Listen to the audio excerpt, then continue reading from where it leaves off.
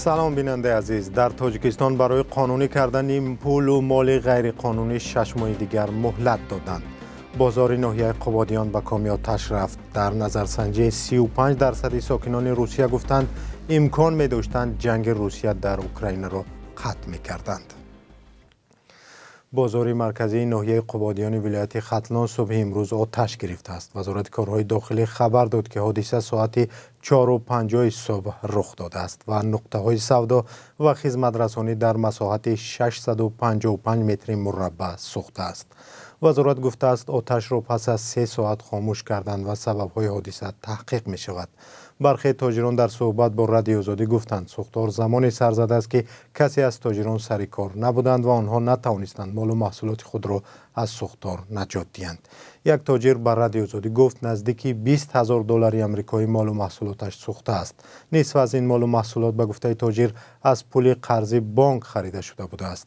اما ساله در تاجیکستان حادثه‌های سوختار بازارها ثبت می‌شوند. مقامات در اکثر حالت سبب‌های چنین سوختارها را رعایت نکردن قاعده‌های بی‌خطری می‌نامند. و در تلاش دیگری برای برگرداندن پول‌های غیر قانونی به دست آمده وکیلان مردمی تاجیکستان مهلت اعتبار قانون درباره قانونی گردانی دارایی‌ها و مبلغ‌های شهروندان را برای نیم سال دیگر تمدید کردند. مهلت اعتبار قانونی مذکور ماه ایول به پایان می رسد. از این رو وکیلان هفته گذشته رأی دادند که به مردم اجازه داده شود تا سال 2024 اگر پول غیر قانونی داشته باشند قانونی کنند. به گفته فردوس طالبزاده معاون اول رئیس بانک ملی تاجیکستان از زمان قبول قانون در ماه یولی سال 2021 تا کنون طبقه های گوناگون اهالی 4 میلیارد سوم یا تقریباً 400 میلیون دلار را قانونی کردند. در تاجیکستان سرپیچی از پرداخت مالیات اقتصاد پنهانی رواج دارد ولی به گفته افراد آگاه این کار را اساساً تاجران ثروتمند و خویشاوندان منصبداران بلندپایه می کنند. مقامات اوکراین یک فرد را بازداشت کردند که به قول آنها در حمله موشکی روسیه به یک رستوران سیرآدم در شهر کراماتورسک کمک کرده است. در این حمله در روز 27 میلیون 12 نفر کشته و 61 کس دیگر زخمی شدند. خدمات امنیتی اوکراین روز 28 میلیون گفت که فرد متهم به کمک را در همین روز نیروهای مخصوص پلیس دستگیر کردند. ولادیمیر زلنسکی رئیس جمهوری اوکراین در تلگرام گفت که هر کسی که به روس‌ها برای محو انسان‌ها کمک می‌کند سزاوار سخت‌ترین جزا است. او نام فرد را نبرد ولی گفت که وی در یک شرکت انتقال گاز کار می‌کرده است و قبل از حمله رستوران را به نوار گرفته به روس‌ها فرستاده و درباره محبوبیت آن اطلاع داده است. در بین قربانیان حمله دو خواهر دوگانیک هم بودند که ماه سپتامبر 15 ساله می‌شدند.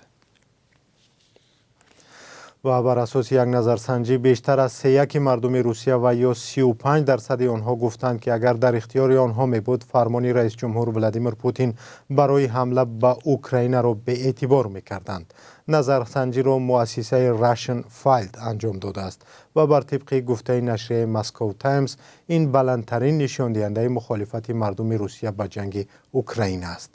در ماه‌های اول جنگ که روز 24 فوریه سال گذشته شروع شد تا 28% اهالی مخالف قرار شروع به گفته روسیه عملیات نظامی در اوکراین بودند.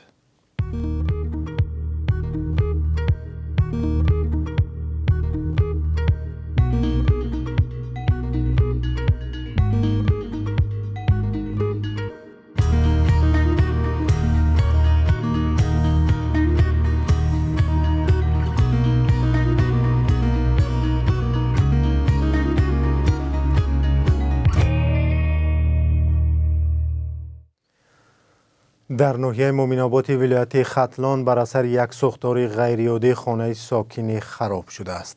این خانه را نه کسی آتش زده است و نه از رسیش ناقل‌ها سوخته است. شاهدان میگویند سوختار بر اثر رعد و برق به عمل آمده است. همکار ما به ناحیه مومن‌آباد رفت و از آنجا گزارش تهیه کرد که آن را ساعت 16 به وقت مسکو و ساعت 18 به وقت دوشنبه در برنامه اخباری آزادی تماشا کنید. چند ساکنی دهه میندودی ناحیه رشد قلعه ولایت بدخشان که از آفت طبیعی ضرر دیدند گفتند که هنوز کمک به آنها دسترس نشده است. روزی 27 میلیون به دهه میندنود در ناحیه رشد قلعه سیل آمد. چندی از کاربران با فرستادن ویدیو از جای حادثه به رادیو آزادی گفتند سیل و سنگریزه پیش دریای شاه دره را گرفت و خانه ها و زمین های کشت زیر آب ماند. ضرر رسیده معلوم نیست ولی ساکنان گفتند که هنوز کمک دریافت نکردند. دفتر مطبوعات پرزیدنت 28 ایون نوشت که امام علی رحمان به کمیته حالت‌های فوق‌العاده و نهادهای دیگر دستور داده است که عاقبت‌های آفت طبیعی را برطرف کنند. مقامات گفتند که 210 عائله که در ساحل شاه دره زندگی می‌کنند باید به جای امن کوچانده شوند.